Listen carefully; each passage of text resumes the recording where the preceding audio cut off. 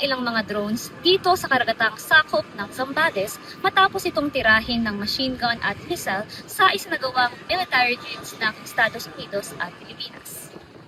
Bahagi ito ng Integrated Air and Missile Defense Exercise sa ilalim ng Balikatan 2026. Ginamit ng US Marines ang Marine Air Defense Integrated System o MADIS para tamaan ang mga drone, habang ang Philippine Air Force naman ay gumamit ng Surface-to-Air Python and Derby o Spider Air Defense System.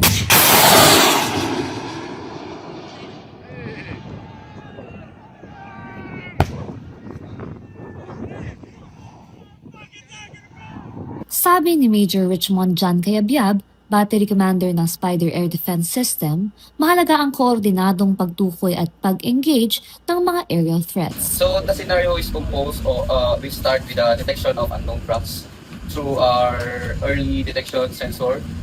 Sample is yung ating nasa likod na radar. Then the tracks will be reviewed and correlated to sa tactical air control element. Okay, and once na consider na ito hostile, then it will be distributed or relay on our air defense system.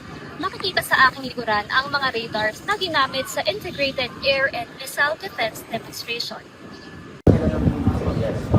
Drones ang ginamit bilang target para gayahin ang mga banta sa himpapawid sa makabagong labanan. Sabi naman ni AFP Public Affairs Office Chief Colonel Cerces Trinidad, tumutugon ang exercise sa makabagong mga banta. Remember, this is a training exercise. Our objectives basically were met, the exercise objective were successfully met with all the different exercises, even though we still have another platform to conduct the exercise tomorrow. However, as we have seen and with coordination with the different planners and the different ground commanders who have participated in this exercise, I think it's very clear that there are still some room for improvement. There are some